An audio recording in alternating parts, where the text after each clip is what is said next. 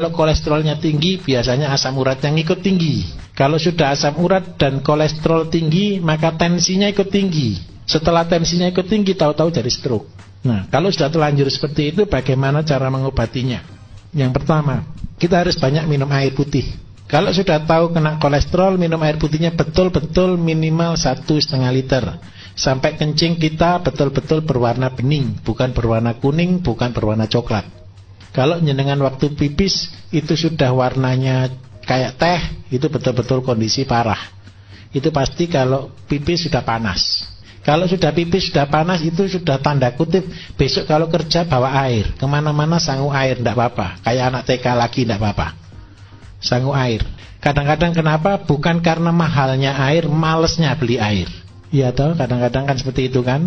Mending kok gitu, kadang-kadang di rumah aja mau minum aja kadang-kadang malas kok. Jadi lebih baik airnya dibawa kemana-mana biar ingat. Jadi kalau bisa berapa banyak satu botol yang isi 1,5 liter, ketika minum bawa itu kemana-mana langsung diminum terus.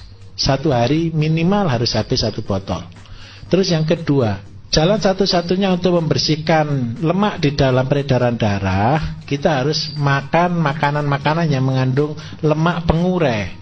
Lemak pengurai itu ada di mana? Lemak pengurai yang pertama, bagi kolesterol, usahakan makan buah yang mengandung lemak. Contohnya apokat. Jadi Bapak Ibu yang penderita kolesterol, usahakan 1 minggu bisa makan apokat minimal 1 kali. Syukur-syukur bisa 2 kali. Itu untuk membakar. Jadi lemak yang baik itu untuk melawan lemak yang tidak baik. Kemudian yang kedua, harus dibuka salurannya. Membuka salurannya itu dengan cara apa? Paling gampang ada 2. Kenapa sih saya sarankan 2? Kalau bahan dari luar negeri banyak sekali, tapi 2 tanaman yang saya pakai andalan itu seledri dan kacang panjang. Itu sudah luar biasa. Saya kasih kesaksian Bapak Ibu. Teman saya gagal ginjal, sudah setiap minggu dia sudah cuci darah sudah 2 kali. Kemudian dia betul-betul taat. Jadi dia betul-betul taat melakukan semuanya. Terus saya resume, saya kasih petunjuk untuk dia pakai 1 hari 1 ikat seledri diminum 1 hari. 1 hari. Jadi dalam waktu 6 bulan dia sudah lepas dari cuci darah. Sama makan sukun. Itu sepele. Mungkin Bapak Ibu sudah sering kali dengar ini. Cuma satu kadang-kadang tidak taatnya itu loh. Ketika jenengan taat, saya yakin pasti berhasil. Dan harusnya ketika jenengan mengikuti apa yang saya ajarkan di radio, semuanya sudah pinter semua. Jadi minta maaf, jangan jadi dukun tapi jangan jadi dukun, jadilah manusia sehat. Jadi kan semua resep kan ada di sana. Itu tadi. Jadi seledri dan kacang panjang. Apa cirinya? Seledri itu bentuknya pipa, kacang panjang itu bentuknya otot. Jadi kacang panjang itu adalah nutrisinya otot, seledri itu untuk membuka saluran di pembuluh darah.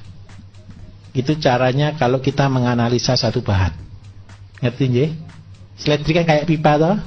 Itu memperlancar peredaran darah. Jadi jenengan kalau punya bahan macam-macam silakan berkreasi, tidak apa-apa. Oh ini bentuknya kayak otak, oh ini bentuknya kayak hati, oh ini bentuknya kayak pankreas atau kayak empedu, kayak lambung. Silakan boleh berkreasi.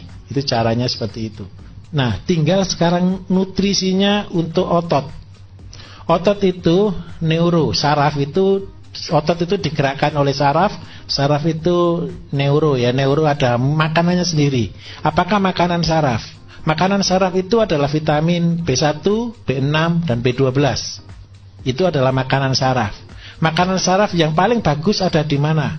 Makanan saraf itu kalau kita beli vitamin B1, B6, B12 itu mahal.